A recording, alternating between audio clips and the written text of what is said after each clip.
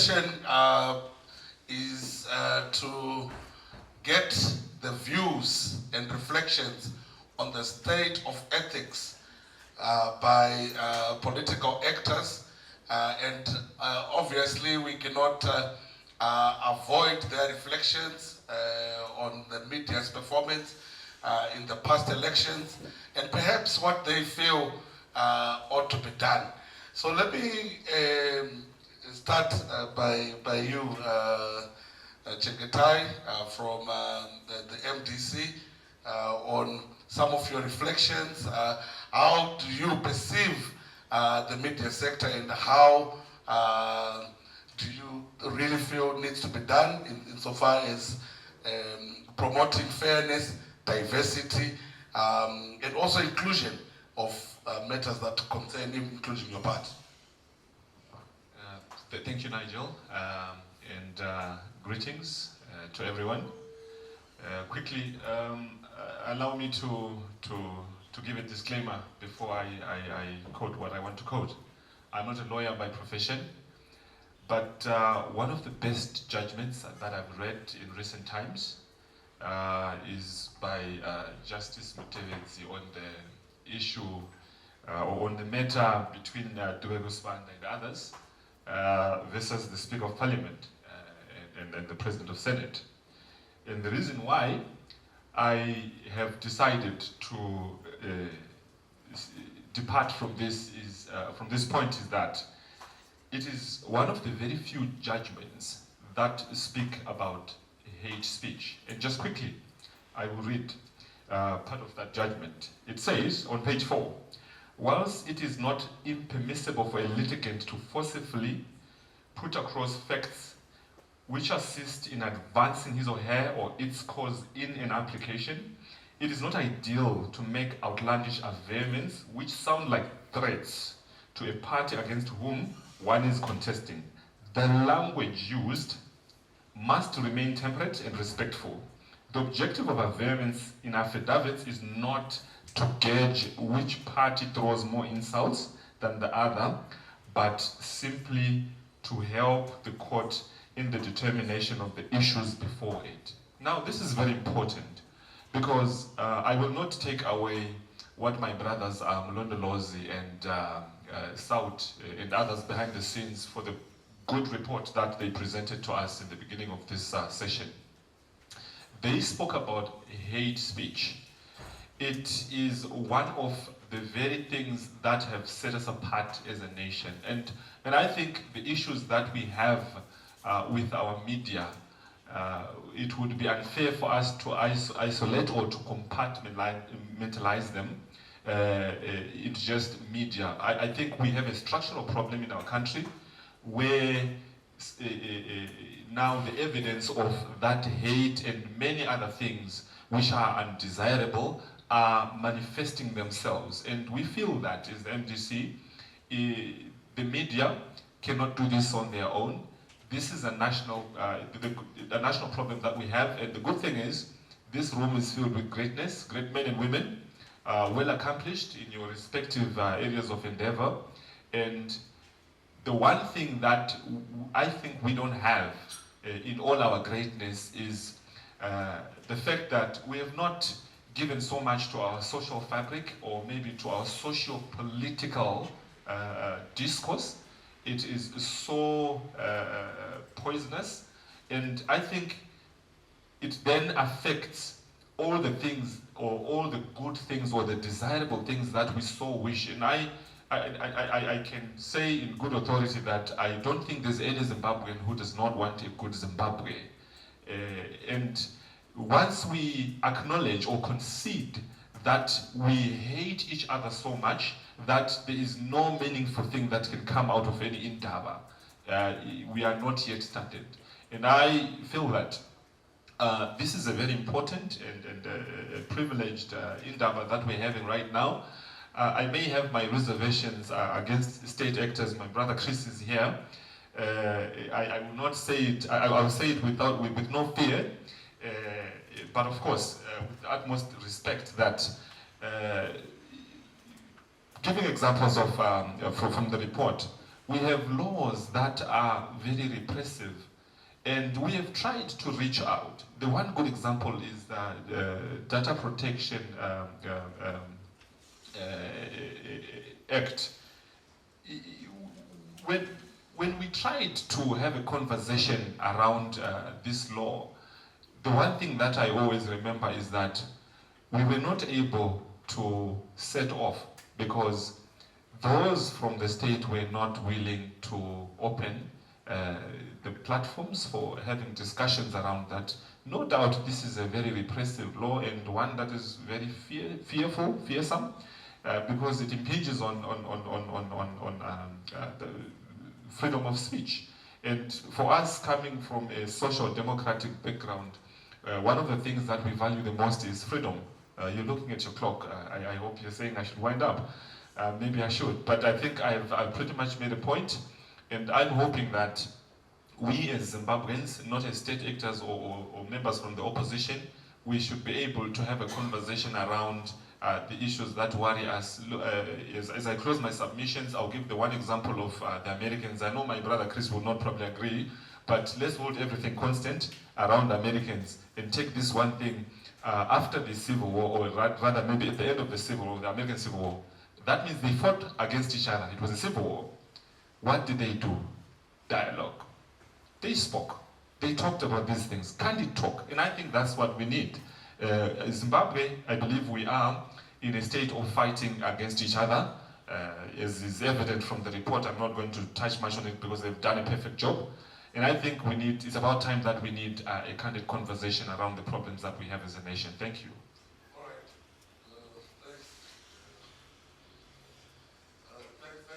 Allow me to move to you, Stephen. I think from a litany of challenges that you cited in the 2023 elections were also the conduct of the media. In your view, what was the challenge? Was it a deliberate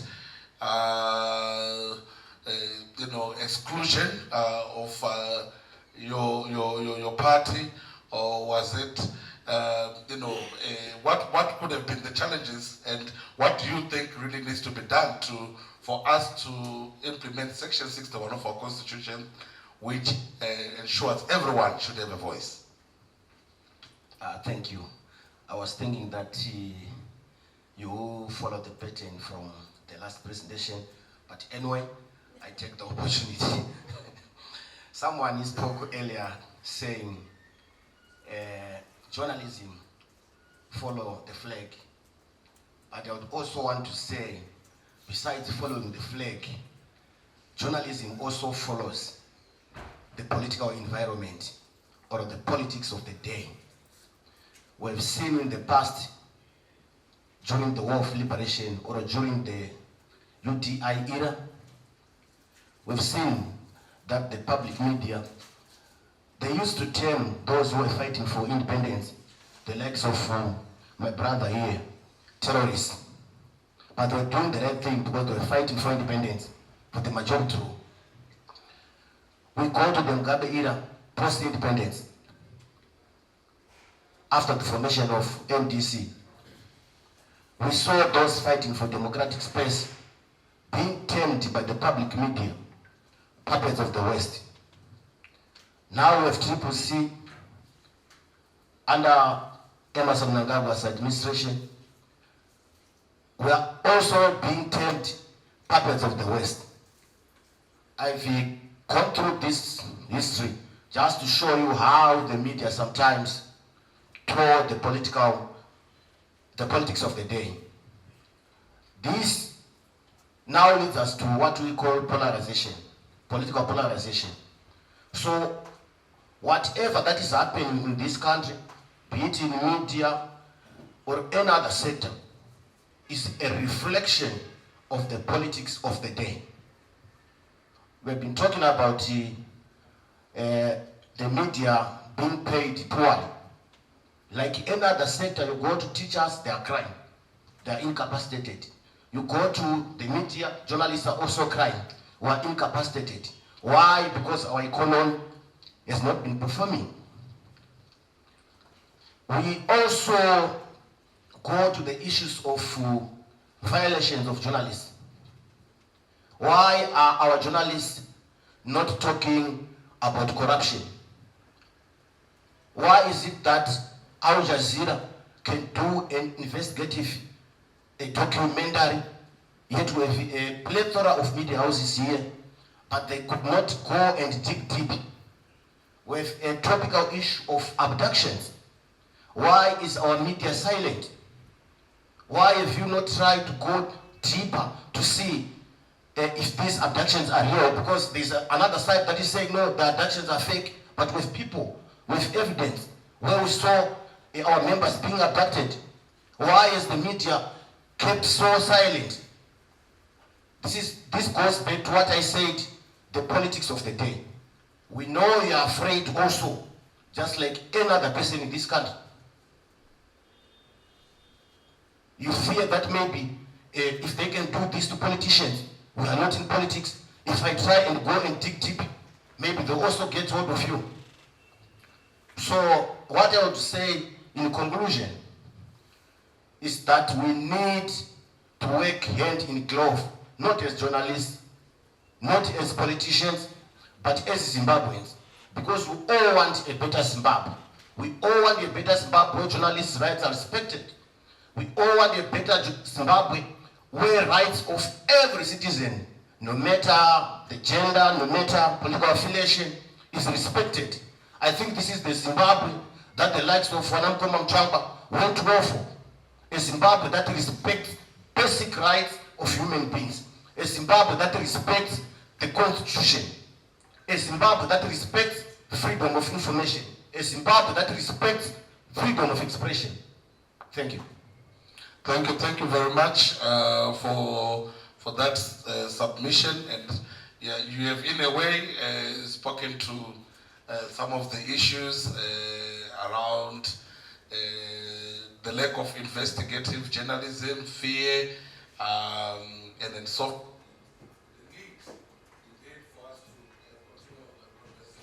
I think let me move to Linda as well.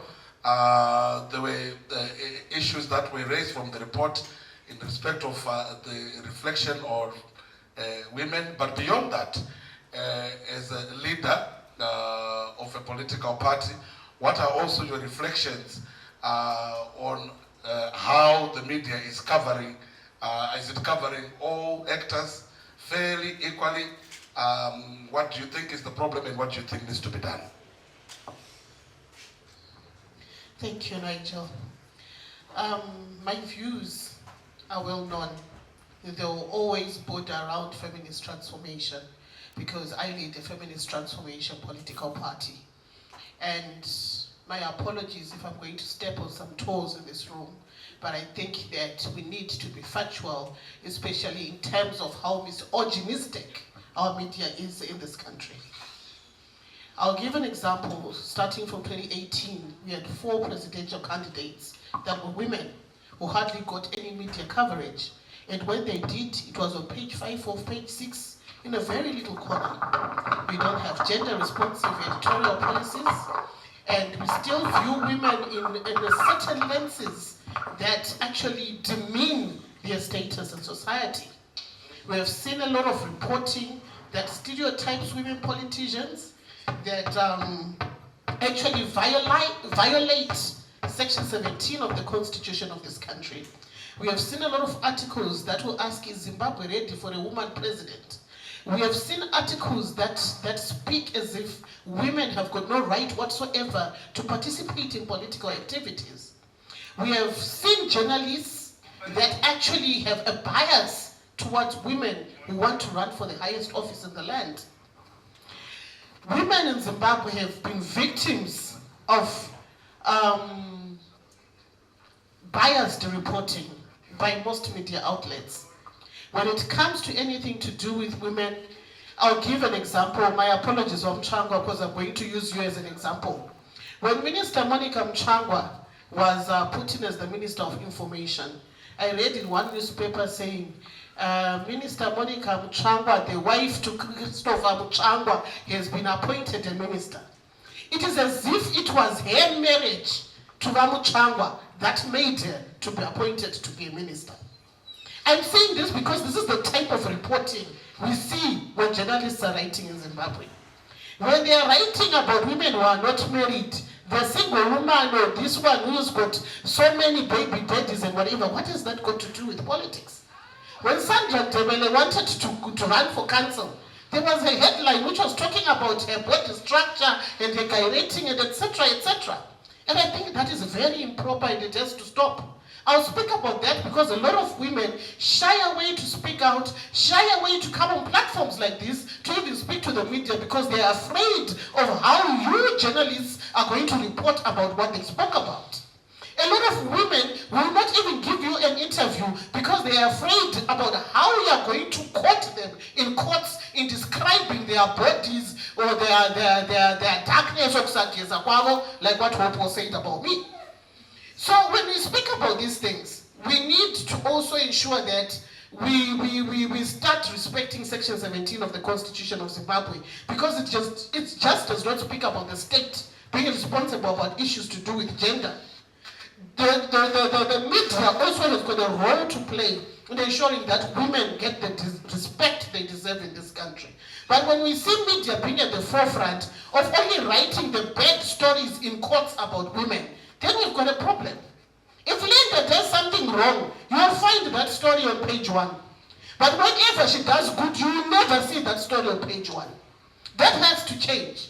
And when we look at the misogynistic nature that I was talking about, there's hardly any fact-checking when it comes to the issues. Zvamangotora izvozvo pa social media nazoga mu print media penyu, especially online media. At one time, I'll give this as an example. Someone somewhere maybe in a bar wrote that I was caught sleeping with my son's child, with my son's friend. I found that written in almost every online tabloid. But that was fake. It had the propensity to even break up my marriage. But someone was thinking about the mileage they're going to get and the money they're going to get online, at the same time also harming my own personal privacy, harming my own marriage, just because I'm a woman. We have never seen media running around with fake stories about men or who they've slept with or have not slept with. But when it comes to women, everyone wants to know who they slept with and who they did not sleep with. I mean, we also deserve equality. We are protected by the Constitution of Zimbabwe. Every person is equal before the law and should enjoy their equality in this country. We also need reporting that is gender responsive and gender sensitive. Access to information in 62.3 speaks about the retraction of incorrect information. I've reported several cases to VMCZ, and when they were ordered to retract certain stories, the retraction will go into a little corner and hardly visible. But when they are making a story out of the particular misinformation, the story will be in bold. So when we're speaking about media ethics and everything else, I don't know how you journalists are doing it, because when it comes to the retraction of issues that you would have written without doing fact-checking, you will go and hide the retractions in a corner, and you want to give us reasons that it will affect our paper. What about the images that you would have destroyed? That does not matter to you, because what is important to you is just selling your paper. All media outlets in Zimbabwe should have gender-responsive editorial policies and employment policies in order to change gender biases, stereotypes, and sexism that permeate in the media newsrooms and media spaces. Media practitioners and institutions must not publish information that is likely to engender hostility or hatred towards persons on grounds of their race, gender, tribe, political affiliation, religion, etc., etc.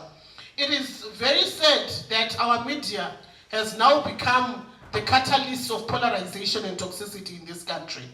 You run with a certain narrative just because of a brown envelope that you have been given, at the end of the day also damaging people's reputations. We also need strict laws to protect women in Zimbabwe, like in Botswana. Women, whether in politics, in journalism, or a vendor, is not protected in this country. Anyone can say anything harmful to them, and they know that nothing will happen to them. We've got cyber laws that are not yet operational, and I'm happy Inspector Ponyat is here, kuti vachadzokerawo kwavo vachinoona kuti kwaita data and cyber crime unit to deal with the excessive trolling, cyberbullying, and cyber crimes that are happening on our cyberspaces. Because we've got a lot of false information, misinformation that is happening. When you report some of these cases, they take a very long time because the police themselves are not yet equipped. I've got plenty of cases that I have reported to the police that have not been actioned because they don't know how to go about it yet. So it is important for us to ensure that we also respect people's right to privacy. Thank you. Thank you, Linda. I'm sure the editors are here and have listened to some of your concerns and will respond accordingly. I'll move now to Honorable Minister, who is also the Secretary for Information and Publicity in ZANU-PF. I think from the report and from the feedback in Kubuda, apparently the governing party has the lion's share of publicity, the lion's share of those that propagated media, because perhaps from your party on your standpoint you would be happy with the media.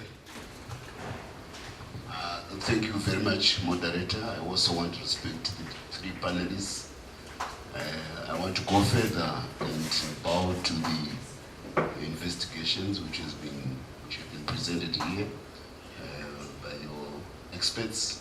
And finally, of course, I'm here because I respect this profession. The fact that you decided to forego another activity today and come here, it means a lot because somebody has indicated the fourth estate is the lifeblood of democracy. The public has got to be informed, and if there's someone who can be there to search information, sift it, and then present it to the public in an honest and dispassionate manner, it can only mean that our democracy will thrive, which takes me to the fact that democracy and human rights are what ZANU-PF stands for historically. And we had to sacrifice to get democracy and human rights to make it possible for all the people who are here, including the opposition, which is under our constitution, to operate in an open, in a free country. There are people here who are talking about issues of gender-based violence across the board. I want to say I live with this every day. But a woman his daughter has just indicated, who has always been somehow disparaged in the media. But I want to remind people here that before independence, women had to get a birth certificate, you had to go with a boyfriend, or to go with a fake husband, or to go with your brother or your father to get a certificate. You were minors. But ZANU-PF changed all that, and it did it not because they wanted to be charitable to women. It was not an act of charity, but it was because when we fought asymmetrical warfare, where we used our numbers and we tried to organize them to offset the numerical, to offset the technological bias of our enemy, the technological superiority of our enemy. And since women constitute 50% of the population, in a people's war, you can't have half of the population not participating in that, because you can't win. So it had to be we had to organize the whole population, including women, to win. So the position of women in ZANU-PF is very sacrosanct.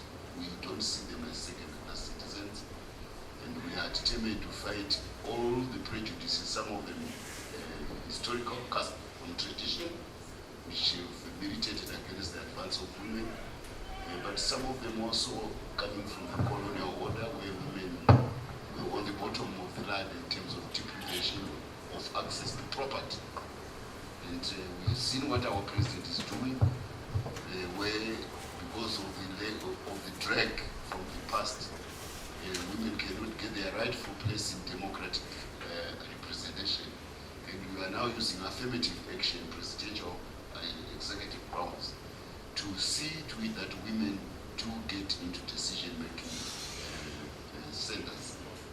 We are very happy that one of the things which ZANU-PF did was to organize education for all Zimbabweans. This is a product of the war. It's not a product of Robert Mugabe as president, maybe, although he was at the apex of it. The same organization which we used to overcome the enemy, we employed it to organize rural parents to build schools for free in the 1980s. And they were rewarded with a teacher from Harare. There was a race between parents building schools and the little budget from the Ministry of Education supplying teachers. The parents built more schools than teachers could suffice.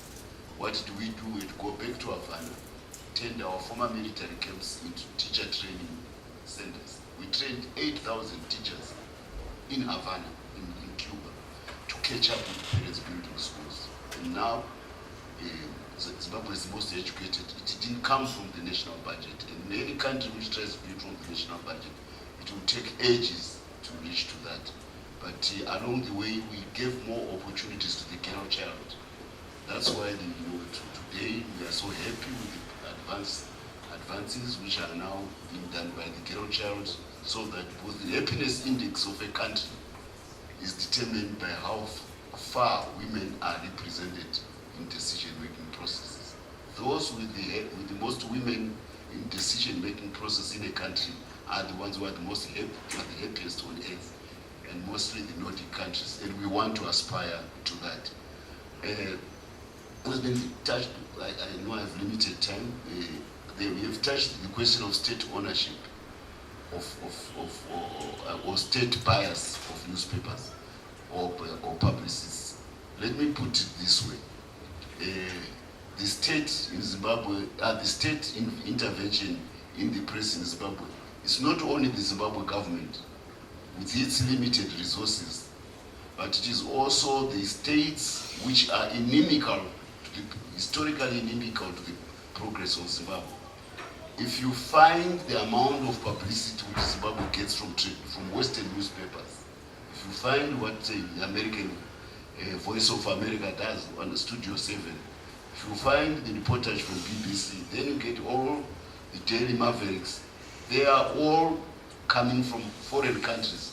It may not necessarily sometimes be the state. It is not only the state, but it is compounded by international private capital, which is gluttonously greedy about the resources of Zimbabwe. You know, we are just lucky as a people, as a country, as a nation, that in terms of endowment of resources, we feature probably higher than any other country across the board.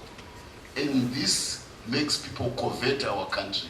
You know, we made one of the richest British men in the world rich, Rhodes, and he named this country under him.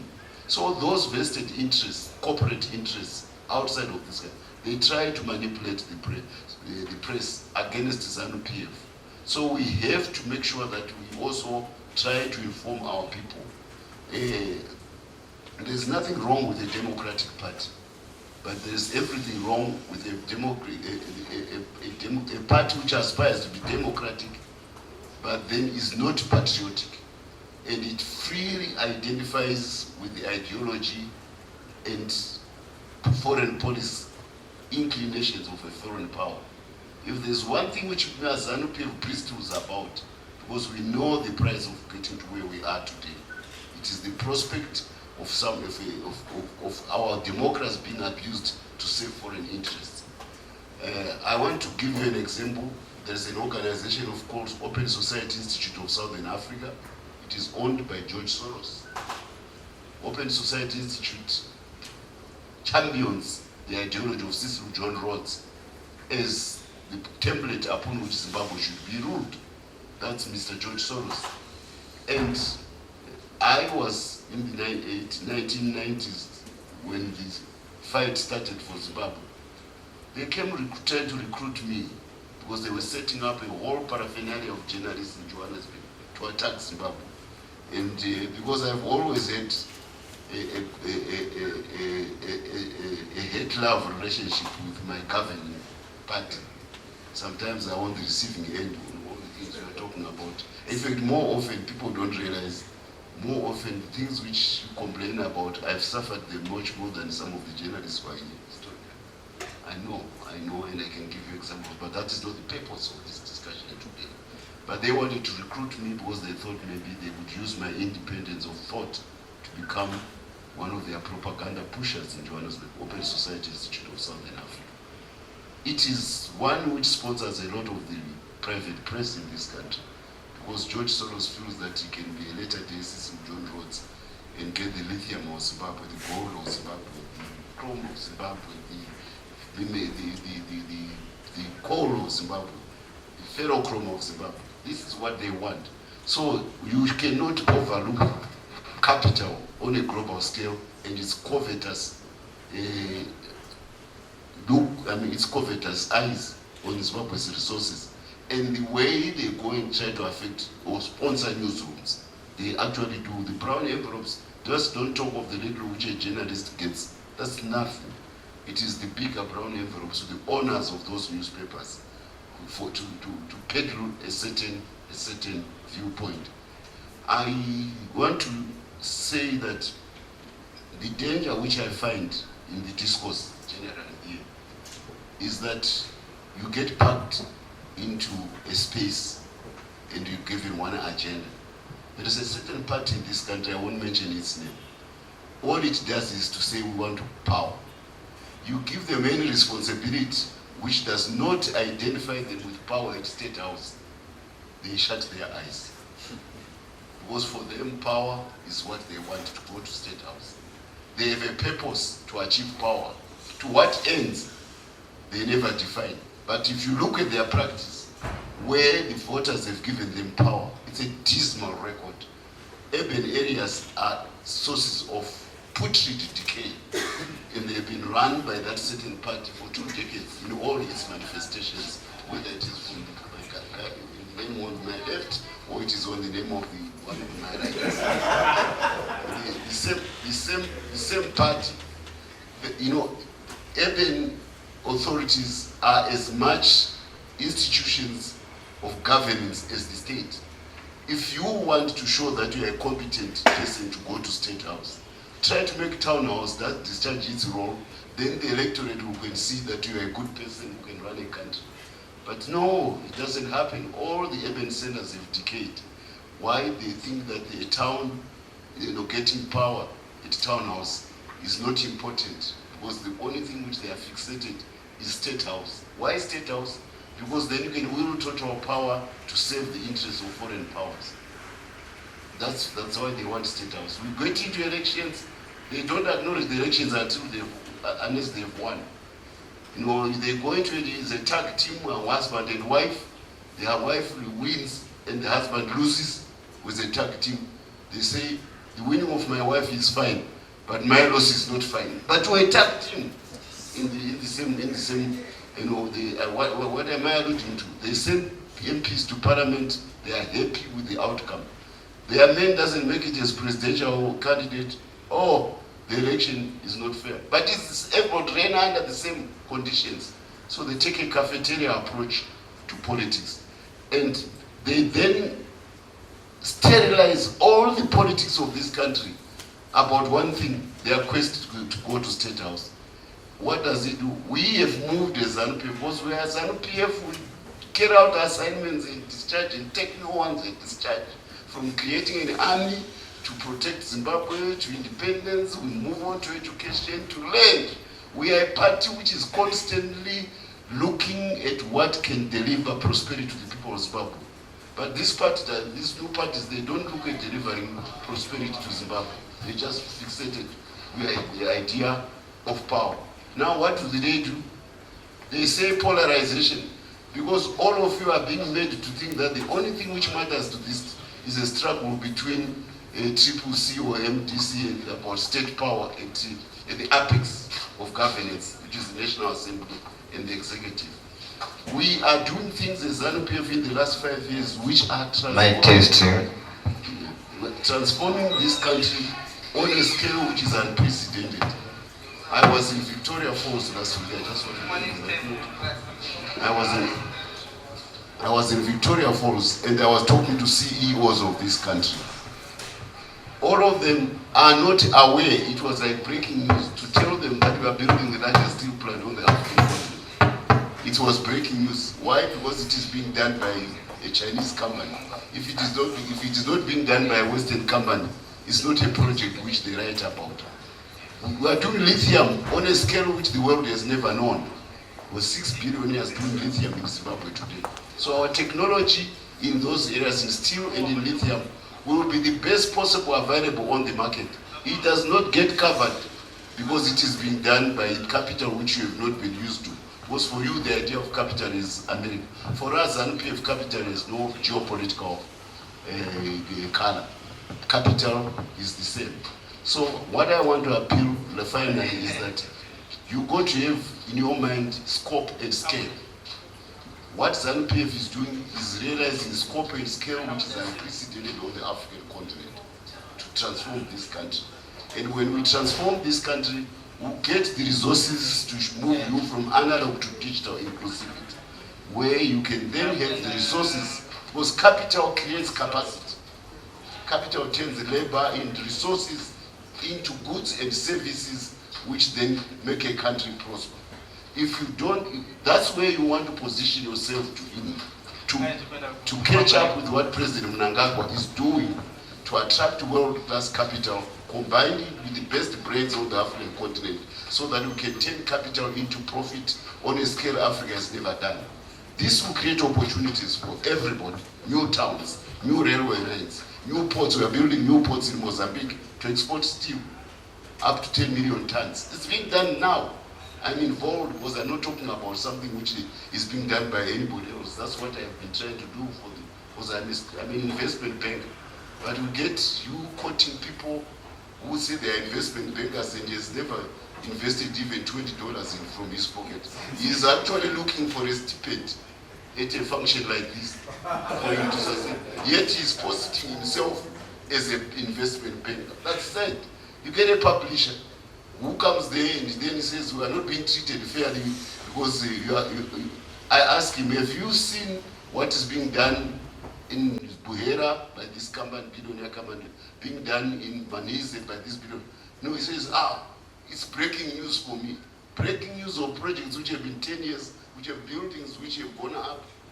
You see, because of the geopolitical bias.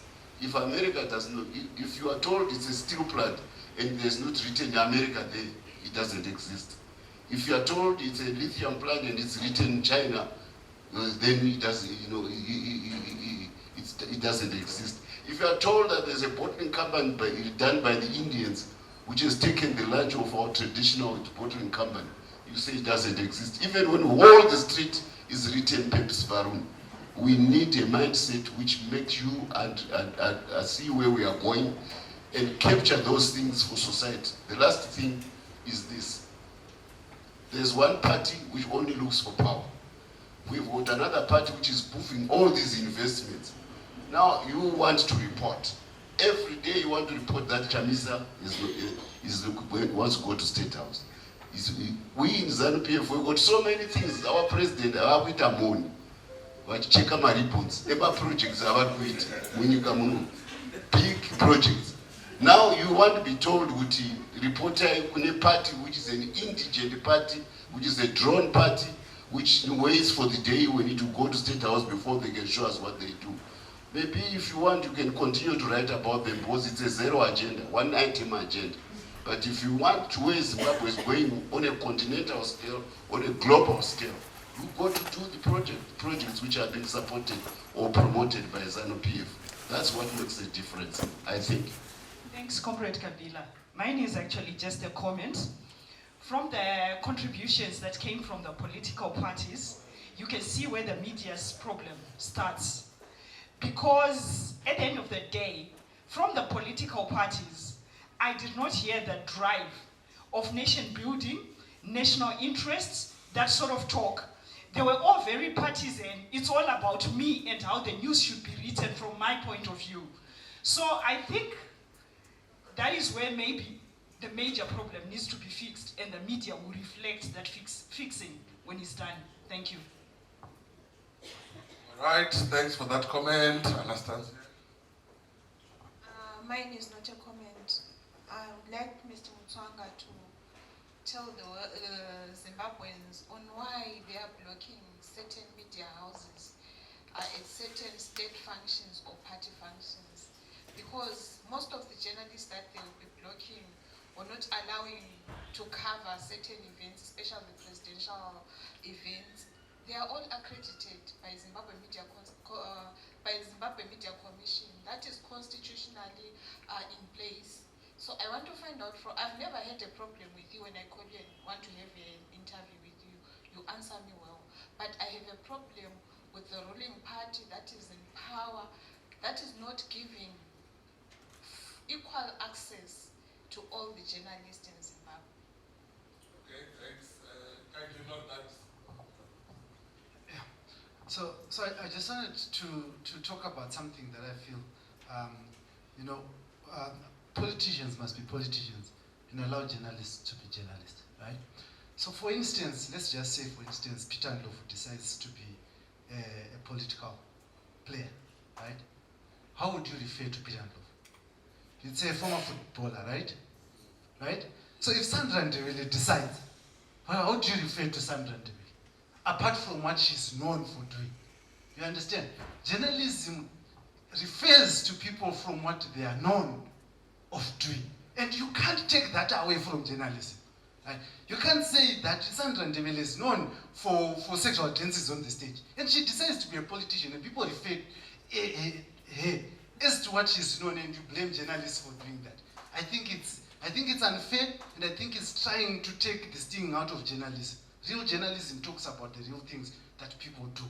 And this issue, every time we sit and we have conversations, we hear people say that journalists write bad news about women.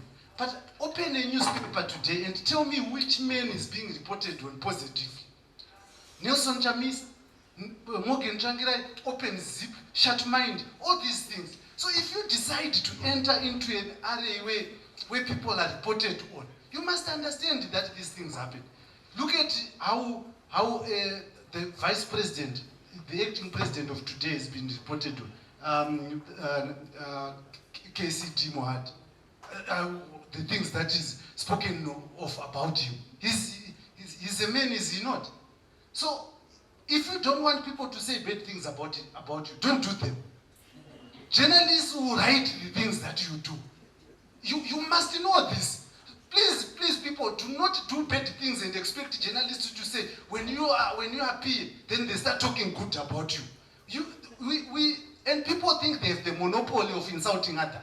If you insult people and they insult you back, don't look at journalists and say, look at him, he's insulting me. We saw you insulting people yesterday. We must not take sides. Journalism is about not taking sides. We take sides with the truth. If the truth says, like for instance, if someone says it's raining outside and someone says it's not raining, it's not our business to say, he said it's raining, she said it's not raining. No, we go outside and look and see if it's raining. And we then provide the truth about what is happening.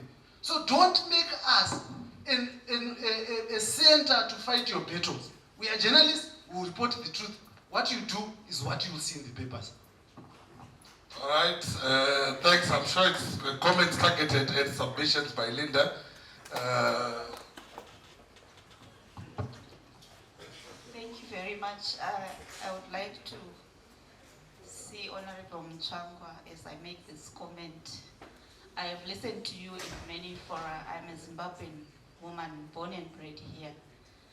But I really find it difficult, and I don't know how the media perceive this.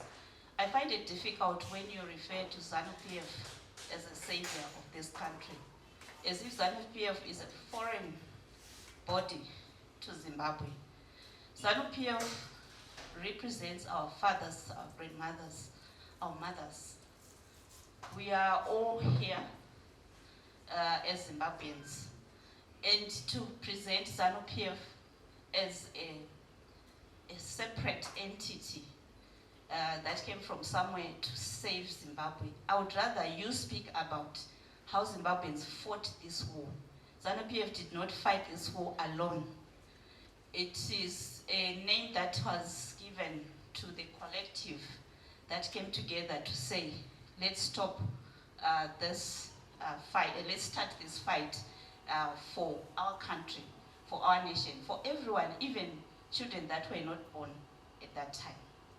So I find it very problematic each time you speak, especially Honorable Mutsvangwa. I'm sorry to digress, but it really affects me when you speak as if ZANU-PF is just the people that we see right now. It's everyone in this room. We have Zimbabwean blood running in our bodies. And when you speak, don't speak like you are, ZANU-PF is something separate from everyone else. It is Zimbabweans who stood up. We appreciate that. And you are not the only ones. There are people who are no longer even identifying with ZANU-PF today, who are part of that structure.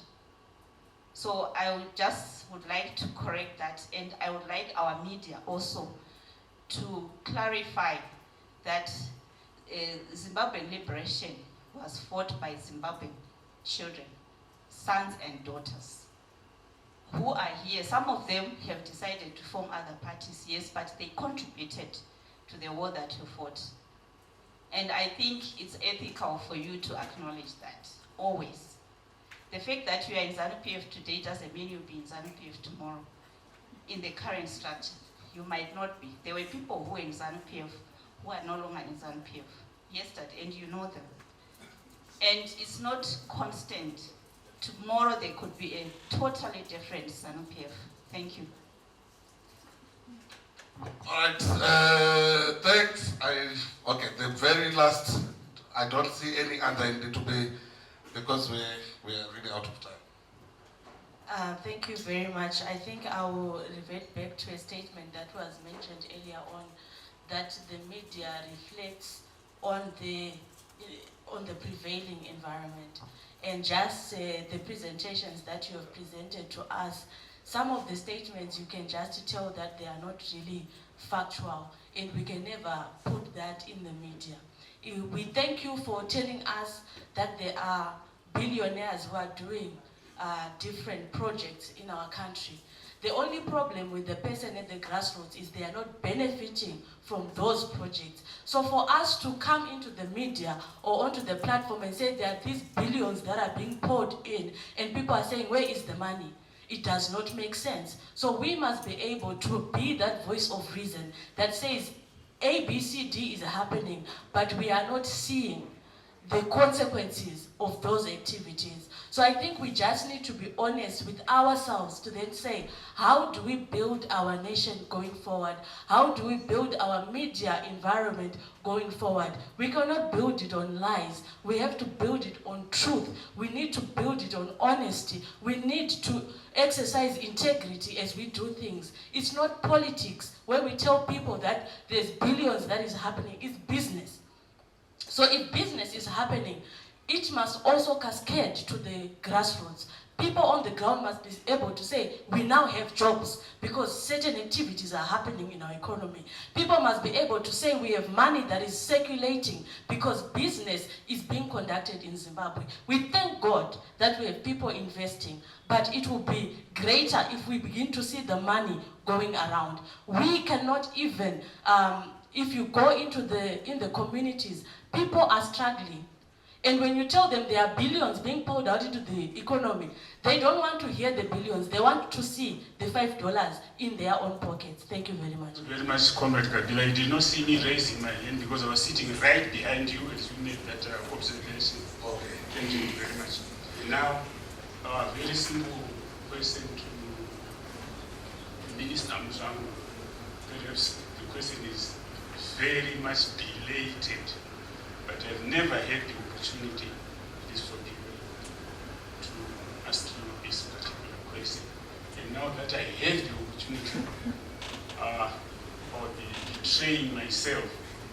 did not put into use. Now, let's assume, let's agree in principle that back in 2001, the Daily News supported the opposition MDC party. Let's assume that is a correct factual observation. And that there was some foreign funding in the organization that published the Daily News. Was it still necessary, Minister, for a bomb to be planted in order to destroy the newspapers' printing press? This is a few weeks after hailing an explosive in the newspapers' offices. I would most sincerely want to hear your comment on this. Was it absolutely necessary, given the kind of rosy picture that you paint of the future of our country? One of your colleagues there was talking about the hate that he sees, that is manifest in the political relationships currently prevailing in Zimbabwe. But my question is, was it necessary? Thank you. Thank you very much. Blessed Dara Mhlang, you should note that women are structurally and systematically marginalized. And women have to work 10 times as hard as men to gain their political space in this country. When you want to say journalists can write describing women's body shapes because they dance and they sing, that is sexist. Her singing and her dancing and her body had nothing to do with her ambitions to be a councillor. We have never seen men being described their body shapes or their skin tone or anything else. And we have a right to speak out when women are being objectified. We are not going to be silenced because you want to push a certain narrative. I tried to respectfully not even speak about you when I was making my submission, because you're one of the journalists who is well known for pushing his political views whenever he interviews a person or does anything. If we had doctors who pushed their political affiliations, I think most people would be dead. And journalists should also not push their personal political views in their reporting or when they're interviewing people. But just because we do not speak about these things, it is not that we do not see that this particular journalist pushes for a certain narrative that is coming from this political party. And when we're speaking about these things, when some of us got into politics, we know what we're getting ourselves into. But I speak on behalf of other women who cannot stand all this. And I'm thick-skinned. I don't even care what you write about me, because I saw what was even worse when I was in trade unions. But there are plenty of young people who want to get into politics, who are afraid of getting into politics because they are afraid of being scandalized unnecessarily. When we speak about fact-checking, we are speaking about media ethics that every journalist should subscribe to. So don't say just because men are having people saying A, B, C, D, and E about them, so women should not complain when similar things are happening to them. If a woman today is called Hure, and Mutsvangwa here is called Hure, the context of a Hure wacho wakatosiyana. Nekuti kumukadzi it's demeaning, but kumurume anogona kutobla bachiti ndine Hure ndine Bhuru inini. Saka the contexts are different. And when we speak about issues affecting women, because all these issues are contextually different, don't try to silence and be the major misogynist in this place. As a woman who has faced all sorts of harsh and toxicity and polarity within the media space, I will respond to you on behalf of other women and say just be gender responsive and gender sensitive. Thank you. Well, there are two remarks. They were not questions, but they were remarks. And I can be polemical. I'm very good at can be also be very combative. But we want to educate each other today and to see where we can go.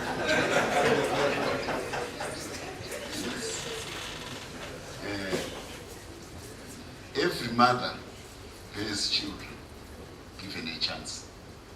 And the child is named Mwanawa Mining. That fact identifies the genetic origin of that child. The fact that other women can bear children does not make them owner of these particular children, particularly if they have not even bothered to. So to try to revise history in this country and diminish the role of a particular party in assuming the onerous task of delivering this country to be, and then try to spread it out as if it is every person's and everyone's job. It's really the height of defactualization. You are now trying to run away from history. It was not easy for ZANU-PF to organize all the people to the level where we are. I know, because I've got wounds, physical wounds, of trying to organize the people of Zimbabwe. It was under a banner. It was not under, I had to organize each and every village to support the effort at independence. That requires sacrifice, that requires leadership, that requires clarity of mind at that particular time. So it's like writing a book. There has to be copyright. I don't want your stories to be taken over by other people simply because all of you are journalists. You write a story, it's your story. So this is the story of ZANU-PF which I'm talking about. Don't try to take it away from ZANU-PF. It has copyright. That's what we did. And we fight for the future of Zimbabwe. We fight for the present prosperity of Zimbabwe based on our pedigree of what we have done. And the people of Zimbabwe, we don't take it for granted that they should support ZANU-PF. That's why we spent so much time trying to organize them, and we're a part of organization. So please, I know everybody feels jealous about what ZANU-PF does, but you cannot revisit history and change it. You can't revisit and take it away that ZANU-PF did discharge a certain historical responsibility which nobody else has done and which everybody else who is here is enjoying. That way somebody to do it. Before 6 decades ago, before ZANU-PF, you were all colonial subjects. And if ZANU-PF had not done something about it, you would probably be a rural girl Achikaira Nyimoguruzevo. But now, girl child performing well. Let's be grateful to ZANU-PF. About the economic performance. You see, if you want to have a stereotype about capital and its impact in a country, and you decide to be blind like an ostrich in the Kalahari Desert to what things which are happening on the ground, it's your prerogative. We can't help on that because it's a choice. But in the last 5 years, we have seen the economy of this country begin to transform in a big way. And when a country starts producing world-class goods from world-class capital, applying to world-class resources to a most educated population in Africa, we will soon fill department stores in Japan with made in Zimbabwe steel products. We will soon fill car battery garages in America using new energy, electric vehicle batteries from Zimbabwe because of our lithium in Zimbabwe, which is all over, which is also graphite in Chinoi. That's why these companies are coming here. If you go to Manise today, there are about 2,000 young people who are being trained in steel making. Nobody here probably has never been there, although the project has been 3 years in gestation. Nobody has ever gone there. You are all being told there's no progress being made in Zimbabwe. When we are building, when we say we are trying to rebuild roads and railways to carry up to 10 million tons of steel to export markets, and you want to be blind to that, and you say apana trickle down effect, it means you are just, it's poor. It's either ignorance or poor journalism or biased journalism, because the way this economy is being transformed, Africa has never seen it before. And watch it. I know what I'm. Then historically, we had a land reform. We brought the biggest tobacco company in the world, China Tobacco. In China, they smoke cigarettes, 400 million of them. That's a lot of smoking. We produce the best blend tobacco in the world. The best blend, the tobacco in Virginia, to tobacco manufacturers, it's like a woman and a Louis Vuitton bag. I'm not being misogynist. Women love Louis Vuitton bags. So this company is here in Zimbabwe. 180,000 families every year share $800 million in cash. And you say, atisikuzoona kuti vanhu havasi kubuda. Enda kumagonjo, kwazara masolar panel, because they produce tobacco. Kwazara solar pumps, because this is the transformation of the people. Finally, one aspect, everybody knows this, that all Zimbabwe $100 notes, they are new in your pocket. The old ones, which are worn out, are $1 and $10 notes. Do you know the reason? $100 notes are printed in America. Now, they go to Dubai. And in Dubai, a plane leaves Harare carrying gold.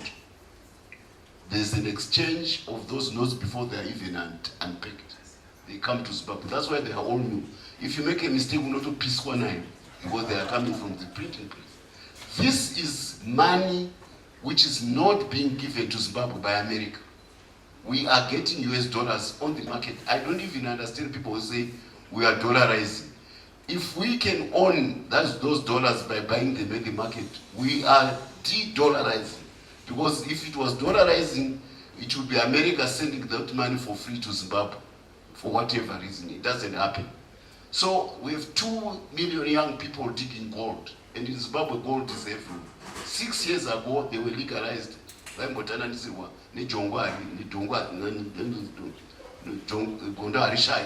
being chased.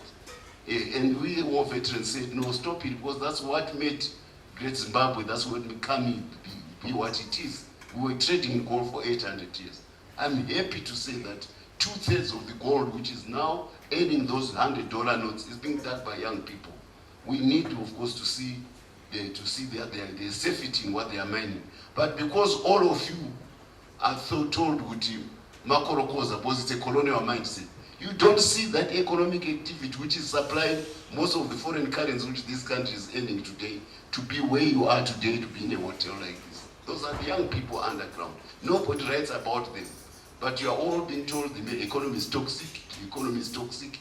But these young people are making money. Well, now, I just want to end up by saying, Tagaita Miners Conference just before the elections, and our president was called in. The number of GT6 Toyotas which was there was mind-boggling. But it never crosses your mind. Nobody wants it. Zimbabwe's economy is in shambles. It's in shambles. You know, it's like you are an ostrich, like you are a mole living underground. You don't want to see things as they happen. If you can't see change happening, you know, and you ask for a gift horse, I mean, it's your problem. A golden gift horse. It's your problem.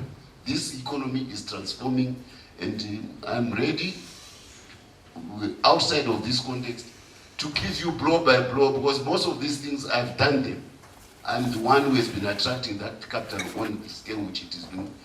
And the good thing is that we have a president who is responsive to the requirements of international capital, because it's only capital which can unlock the resources of Zimbabwe to the scale which you want. And it's happening right now. But if you want to be ignorant about those things, well, I can't help it. You can take a donkey to the river, but you can't force it to drink. I thank you.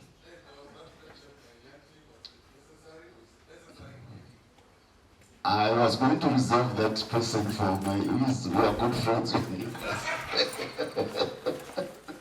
Because it's a matter of history, and I can't be here to continue to adjudicate history.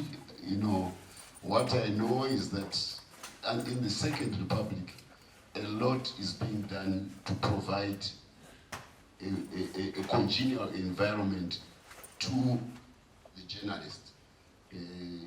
I know of sleepless days and nights when my wife was the Minister of Information, how she worked for that, and she worked in earnest. There was no ulterior motive, which I noticed on her when she was Minister of Information, to try to differentiate you or to bracket you in different categories because of who you own. So I don't know, some things are historical, we cannot always try to correct history. But the last thing which I want to add and to take up, Mr. Chair, is that there is a movement from analog to digital in terms of information. If you continue to have your information in this format, it's like the equivalent of your child going to school and a slate or my exercise book in the 1940s and 60s. Information has to be in the format which this thing can use. That's what every child, even under 2 years out of my game, 3 years ago, phone.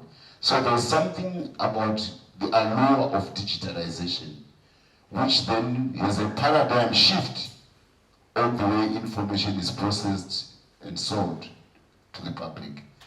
To achieve that digitalization, you need capital on a scale which can buy base stations, which can buy data centers, which can buy the cloud, which can give satellite connectivity.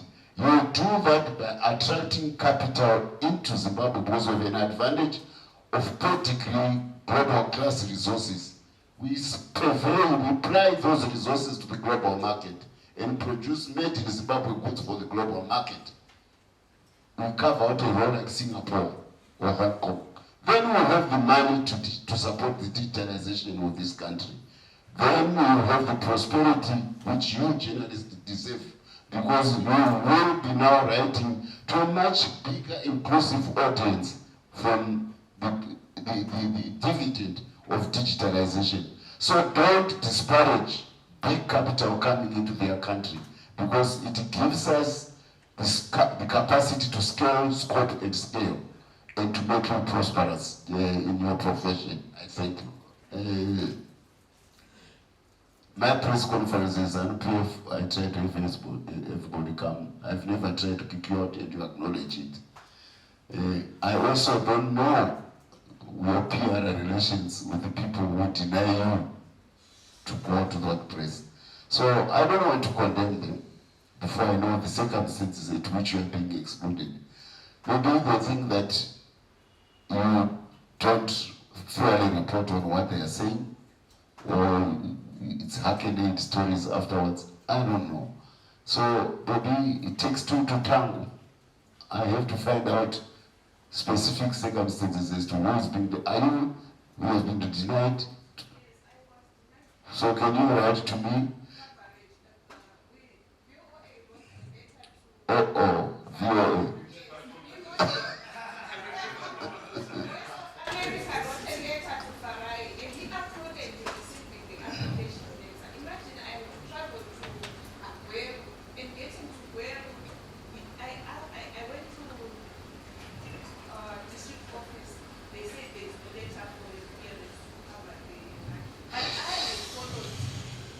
You know, I think we can always talk about that. Maybe Mary is a genuine Zimbabwean journalist, or I'm a born journalist, have a good cause to complain at your treatment. But if I also see from the perspective of who you are on, VOA is a state broadcaster of the American government to further America's foreign policies.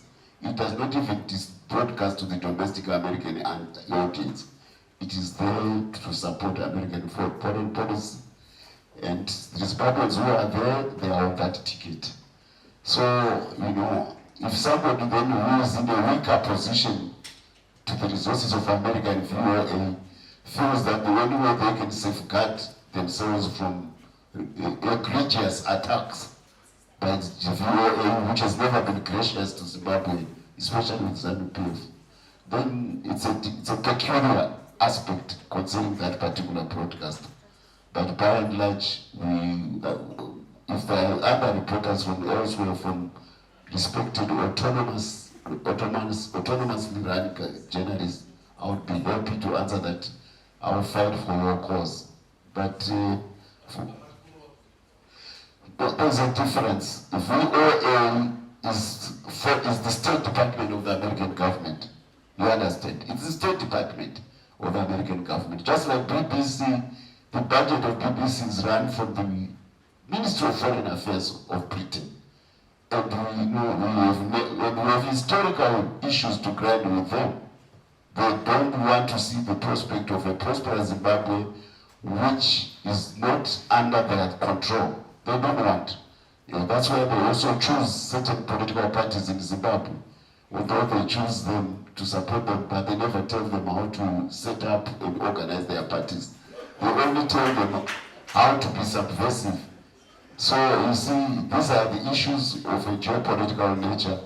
Maybe some of the money to the political parties could be to teach them the politics of organization and structure of parties, starting from lesson 101. Yeah, thank you.